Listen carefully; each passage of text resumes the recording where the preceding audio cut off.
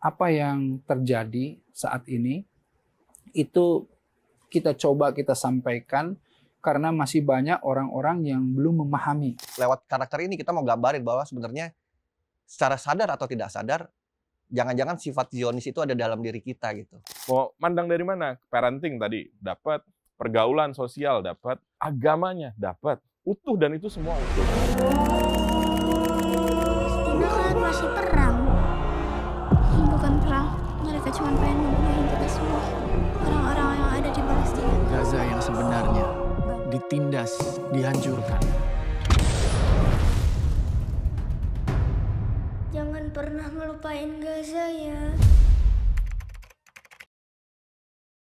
Jadi begini, kalau dari sisi saya sebagai eksekutif produser ya, jadi kita yang samanya adalah terus bagaimana menyuarakan perjuangan ya saudara-saudara kita di Palestina. Itu yang samanya. Yang bedanya adalah bahwa yang pertama dan yang kedua itu pertama kita memberikan sebuah awareness ya bahwa seperti apa sih Palestina, dan karena ini juga kita buat sebelum 7 Oktober kemarin ya. Jadi ini di tahun berapa Mas Jasis ya? 2018 ya. Nah, jadi kita itu di hari yang pertama kita memberitakan kepada seluruh masyarakat Indonesia bahwa kita konsisten ya, masyarakat Indonesia itu membantu Palestina. Jadi kita mengirimkan bantuan ke sana ya, kisahnya, dan di sana ada seorang anak Palestina yang dia ingin keluar dari kezaliman dan lain-lain, yang dia masuk menyelinap ya ke kapal bantuan kita dan tanpa disadari datang ke Indonesia. Yang kedua, karena yang kedua itu kita dalam masa pandemi. Jadi kita syuting itu dalam masih COVID ya, Mas Yasis ya. Jadi ketika relate sekali pada saat yang haya kedua itu tekanan, ketakutan ya masyarakat terhadap pandemi penyakit ini yang kemudian digambarkan di haya yang kedua dengan permasalahan psikologis dari pasangan keluarga ya, yang dia intinya kehilangan anaknya. Ini cerita tentang kehilangan. Jadi ketika pandemi kan kita banyak sekali permasalahan kehilangan. Nah di haya kedua ini kita juga mengangkat tentang masalah kehilangan. Jadi keluarga ya, pasangan suami istri yang kehilangan anaknya karena satu musibah, yang kemudian tidak sengaja dia bertemu dengan si haya yang di haya pertama ini, yang kabur, yang ketemu sama ini, dan dia menganggap bahwa inilah anaknya yang hilang. Jadi menggambarkan betapa kita itu betul-betul merasa kehilangan dan lain-lain, tetapi tetap dengan tema Palestina. Nah, di haya yang ketiga ini kita di sini justru mengangkat berbagai hal yang sangat update pada hari ini, gitu. Di mana kita bicara bagaimana keberpihakan kita terhadap Palestina. Kenapa kok kita harus membela Palestina? Itu ada di film ini. Kenapa kita harus membersamai sih saudara-saudara kita di Palestina? Itu semua alasan-alasan itu ada di film ini. Bahkan ajakan-ajakan seperti boykot ya, itu ada di film ini. Ya, bagaimana kemudian film ini menerangkan juga ada sisipan sejarah ya. Seperti apa sih sebetulnya Palestina itu dulu, dan bagaimana kita kemudian membersamai Palestina atau saudara-saudara kita. Ini di film ini intinya saya ingin menyampaikan bahwa apa yang terjadi saat ini itu kita sampaikan karena masih banyak orang-orang yang belum memahami kenapa kita harus sampai sebegitunya gitu kan. Orang tuh kadang-kadang kalau yang nggak paham, kenapa sih sampai harus kemudian di seluruh kota ini bergerak untuk Palestina kan gitu. Kenapa sih di seluruh dunia semua orang bergerak untuk Palestina? Kenapa sampai kemudian bisa bersedekah sekian banyaknya untuk Palestina? Nah itu semuanya insya Allah akan ada ya di film ini. Intinya sih di film Gaza ini buat saya pribadi ini karya yang sangat personal ya, karena memang sejak saya era kuliah dan sampai sekarang isu Palestina itu jadi isu yang sangat dekat. Ya alhamdulillah saya ada di lingkungan circle yang dibersamai orang-orang yang selalu punya concern terhadap Palestina. Nah, tapi yang paling jadi challenging buat saya dan tim kreatif ya ketika membuat film ini adalah bagaimana caranya, karena kita sadar betul ya film itu produk hiburan ya. Film ini produk hiburan, bagaimana kita bisa menghadirkan satu cerita yang utuh dalam mengkampanyekan literasi tentang Palestinanya, utuh dalam menyuarakan kebebasan, kemerdekaan, dan semangat perjuangan Palestina di tengah masyarakat, sehingga akhirnya film ini bisa jadi medium refleksi bagi keluarga untuk bertanya, merenung bagaimana seharusnya kita bersama keluarga terus membersamai saudara-saudara kita di Palestina. Nah, melalui film ini menjadi challenging tadi ya, bagaimana saya pastinya dengan dikonsultani oleh Ustadz Erik juga, dengan Bu Helvi Tiana Rosa dan Bu Asma Nadia sebagai penulis, kita coba menghadirkan satu cerita keluarga yang mudah-mudahan relate dengan persoalan negeri ini juga sebenarnya. Lewat film Gaza ini sebenarnya persoalan atau isu masalah Gaza, masalah Palestina, masalah penindasan, masalah power abuse, masalah kebiadaban itu kita coba refleksikan dengan karakter seorang anak yang bernama Abdullah Gaza. Jadi seorang anak relawan, ayahnya adalah seorang relawan kemanusiaan yang ditakdirkan harus meninggal gitu ya, dan selama hidupnya itu dia selalu mendedikasikan dirinya, hidupnya untuk Palestina dan memberikan anaknya, seorang anak dengan nama Abdullah Gaza, agar anak itu bisa kuat dan setangguh Gaza di Palestina.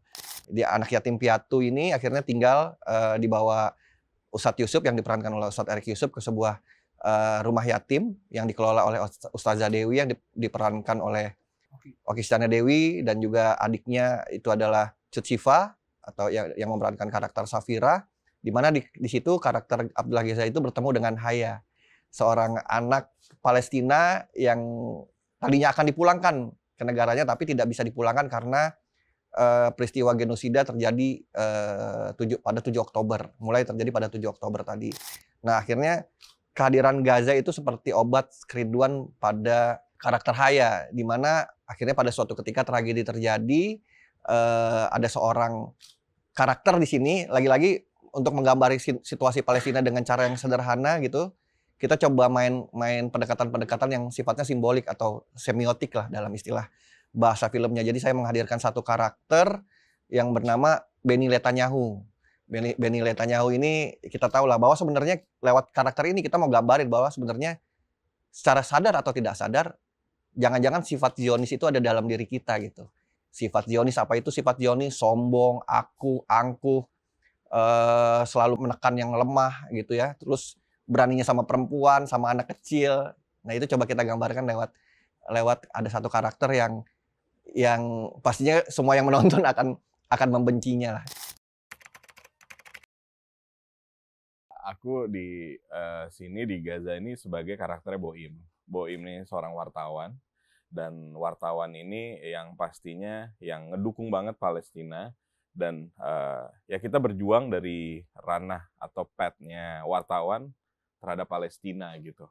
Nah, bedanya ini dengan produksi yang lain, kalau Ustadz Erik udah tahu lah ya, karena memang Boim berangkat kan memang dari komedi ya. Berangkat dari komedi, emang orangnya suka bercanda. Tapi kalau Ustadz Erik atau Mas Justice notice, nggak tahu kenapa dari film ini diajak, Boim tuh kayak mendadak serius. Karena apa ya, ini proyek emosional ya. Karena ya apa ya, kayak gini aja mau ketemu aja, walaupun tadi kita ngobrol datang segala macam, happy. Kalau ditanya happy, tapi tetap kita nih bawa pesan Gaza. Kita masih bisa duduk, masih bisa adem, kita masih bisa makan minimal warteg, nikmatin rasanya apa, tapi saudara-saudara kita di sana buat makan aja mereka udah nggak mikirin rasa, yang penting masuk perut aja udah alhamdulillah gitu loh. Jadi memang ini proyek yang sangat sentimental ya buat pribadi, dan karakter Boim di sini tuh juga akhirnya jadi kebawa begitu gitu loh. Nggak tahu mendadak, biasa kalau ada acara apa, diundang acara apa tuh kayak otak tuh kayak liar gitu loh. Untuk pengen nyeletuk ini, pengen bertingkah begini, tapi nggak tahu kenapa. udah terboikot di film ini tuh untuk nggak tahu ya. Jadi karena ada moral yang mau dibawa. Kalau tadi Mas Justice bilang film ini tuh message tentang kita harus menyampaikan tentang Gazanya harus seperti apa, utuh, sangat utuh di film ini. Terus yang kedua ceritanya, Masya Allahnya kemarin kita udah nonton beberapa kali bareng sama teman-teman, eksklusif screening.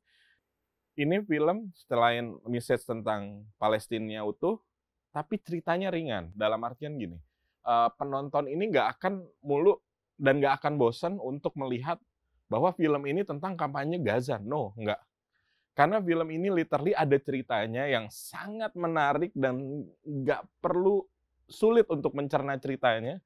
Itu mudah, tapi tanpa disadarin, bener yang tadi Mas Justice bilang, lewat karakter A, B, C, D, kita tuh kayak mikir, kenapa kita benci sama orang sekarang tuh di TikTok lagi rame namanya Istri Will ya. Itu ya. Iya, gitu, diarahkan ke situ gitu loh. Ya sebenarnya ada di salah satu karakter yang di film ini gitu loh. Yang dimana kalau kita seandainya berhadapan dengan orang ini, udah pasti tahu deh kita bakalan responnya gimana. Minimal ditegur sama dia, kita akan males untuk jawab. Nah itu sebenarnya tanpa disadarin. Karena mungkin letak kita sama negara itu jauh, jadinya kita ya nggak bisa melekat gitu loh. Tapi dianalogikan, ini keren nih Mas Justice nih.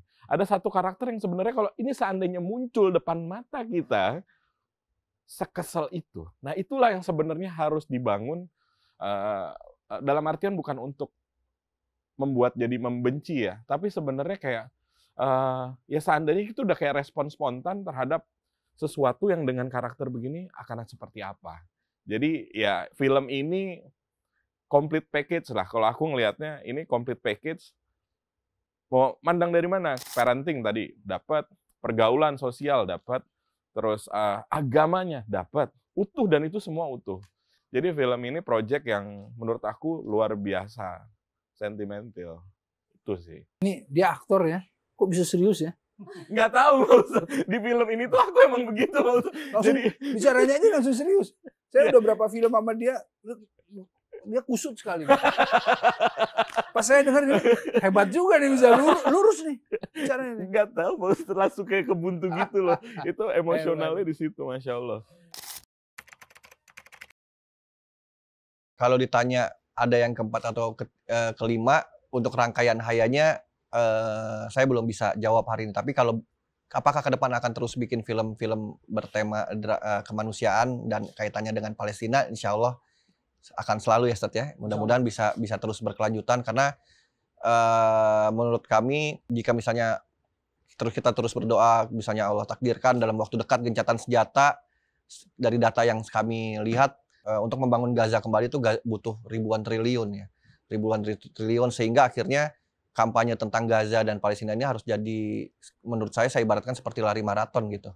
Proses yang panjang, tidak boleh berhenti, jangan sampai kita cuma jadi orang-orang yang sifatnya ikut-ikutan FOMO ketika konflik terjadi besar, baru ramai ketika konflik selesai, diem, anyem terus. Padahal untuk recovery dan lain sebagainya itu butuh juga proses dan perjalanan yang panjang. Tapi yang jelas kan kita tahu bahwa dan kita yakini sebagai Muslim, yang dengan pengetahuan yang juga saya terbatas, bahwa persoalan Palestina ini akan jadi persoalan yang akan panjang sampai akhir zaman bahkan. Jadi kurang lebih sih insya Allah itu yang mungkin pilihan sebagai pembuat film. Saya ingin berjuang melalui film, selalu menghadirkan film-film yang punya nilai-nilai moral dan edukasi, yang harapannya bisa ikut terus mewarnai industri film tanah air, dan juga bisa terus menyuarakan persoalan-persoalan kemanusiaan, khususnya persoalan Gaza dan Palestina. Sebenarnya film ini tuh bisa dibilang all genre. Yang tadi aku bilang, karena kita mau ngelihat dari sisi anak-anaknya ada di karakter Gaza dan Haya. Yang dimana mungkin itu bisa jadi role model anak-anak untuk melihat figur yang baik gitu ya. Tapi balik lagi, film ini kan memang ada pesan. Nah pastinya untuk anak-anak, dia hanya ngelihat namanya anak-anak kan pasti ngelihat cerita, ngelihat gambar, ngelihat yang lucu, that's it gitu ya. Tapi kan untuk membaca pesan, aku rasa sih belum ya. gitu. Jadi kalau Bunda Asma ngomong emang di umur segitu, aku rasa emang idealnya segitu ya. Karena di anak yang di umur segitu tuh udah mulai bisa baca pesan. Dan udah bisa menimang gitu loh, mana yang boleh ditiru dan mana yang tidak gitu loh. Kalau yang di bawah umur itu ya otomatis dia masih kayak, kayaknya gue lucu deh, gue pengen jadi begini karakternya nih. Karakternya si Boim nih. Atau mungkin, enggak, karakternya Ustadz Erik nih gitu ya, misal gitu. Nah, itu dia hanya ngelihatnya sesingkat itu gitu loh. Tapi kalau untuk yang mature-nya ya di umur yang Bunda Asma bilang, 13 ke atas ya. Untuk ngebaca semuanya secara clear ya. Izin menambahkan Ustadz ya? Boleh. Menurut saya walaupun film ini memang secara rating adalah 13 tahun ke atas, saya pikir film ini bisa ditonton sama semua umur dengan catatan ya, ditemani oleh keluarganya, ada pendampingan, ada proses pendampingan, bahwa memang ada beberapa part yang dalam hal ini karena kita ingin menggambarkan kebengisan seorang karakter yang akhirnya ada scene-scene yang harusnya melakukan tindakan kekerasan, walaupun sebenarnya setiap hari sosial media kita ya, mau anak-anak atau orang dewasa selalu muncul video-video kekerasan yang udah sifatnya karakternya 21 tahun plus. Tapi kalau dibandingkan film ini, contoh saja misalnya dengan film produk Hollywood, misalnya filmnya Spider-Man No Way Home yang dapat lisensi semua umur, kan di sana juga banyak adegan perkelahian, kekerasan, tapi dapat semua umur karena dianggap karakter fiksi dan lain sebagainya. Jadi menurut saya ini tetap bisa aman ditonton bersama keluarga, tapi pastinya untuk menonton ini anak-anak di bawah usia 13 harus didampingi oleh orang tuanya, dikasih penjelasan, pengertian. Makanya saya bilang ini harapannya filmnya jadi momen refleksi untuk setiap keluarga-keluarga di Indonesia, jadi ruang diskusi, ruang perenungan bagaimana ayah, anak, dan ibu bicara dari hati ke hati selama menonton ini terkait dengan hal-hal yang terjadi, kondisi-kondisi yang terjadi di Gaza, Palestina. Memang kalau kita lihat ya, sebuah gerakan, karya, upaya, itu biasanya memang selalu ada berbagai sudut pandang, pro kontra dan lain-lain. Jadi intinya kalau Palestina ini memang sedang menjadi satu bahan viral semua orang ya, seluruh dunia semua membicarakan Palestina. Nah, ketika orang kemudian ya bikin t-shirt Spirit of Palestine misalnya gitu ya, Free Palestine gitu. Dia ingin kemudian share atau berbagi semangat untuk mengingatkan semua orang gitu. Tapi dia menjual itu. Apakah itu riding the wave ya misalnya ya? Apa dianggap seperti itu gitu. Nah, untuk itu semuanya seperti kita memposting sesuatu di sosmed. Apakah itu kita menjadi syiar atau ria kan gitu. Nah, itu juga sama biasanya. Orang ini tidak berkomunikasi teknis. Orang itu kalau mulai hatinya berkomunikasi, ya hati dengan hati berkomunikasi, insya Allah dia akan merasakan bahwa ini tuh sesuatu yang ikhlas, sesuatu perjuangan atau bukan, atau hanya ini pencitraan, ini hanya begini. Itu akan terasa. Nah karenanya kita buktikan secara waktu apakah pembuatan film ini itu hanya kemudian mau riding the wave dan mencari keuntungan atau tidak. Nah, saya ingin tegaskan, 40%-nya hasilnya insya Allah langsung kita akan donasikan untuk Palestina. Yang 60%-nya untuk apa? Untuk membuat film-film ini lagi, yang bertemakan Palestina lagi. Di Haya yang pertama, dengan 700.000 penonton, alhamdulillah kita bisa mendonasikan 2,7 miliar. Dari 700.000 penonton. Bayangkan kalau ini menjadi 2 juta penonton. 700 ya? 700 dan itu hanya 15% saat itu, Ustaz. 700.000 penonton dan hanya 15%. Kebayang nggak kalau sekarang 40%-nya dengan 700.000 saja sudah berapa kali lipat?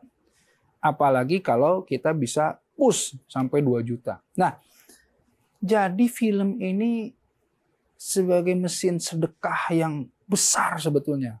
Kampanye untuk kemudian mengajak semua dengan media yang terbesar itu film. Nah, karenanya saya kira saya ingin masuk ke dalam yang lebih dalam lagi begini. Kita itu sebetulnya sedang membebaskan mindset slavery. Kita sedang membebaskan perbudakan di dalam kepala kita. Kita ini diperbudak terus.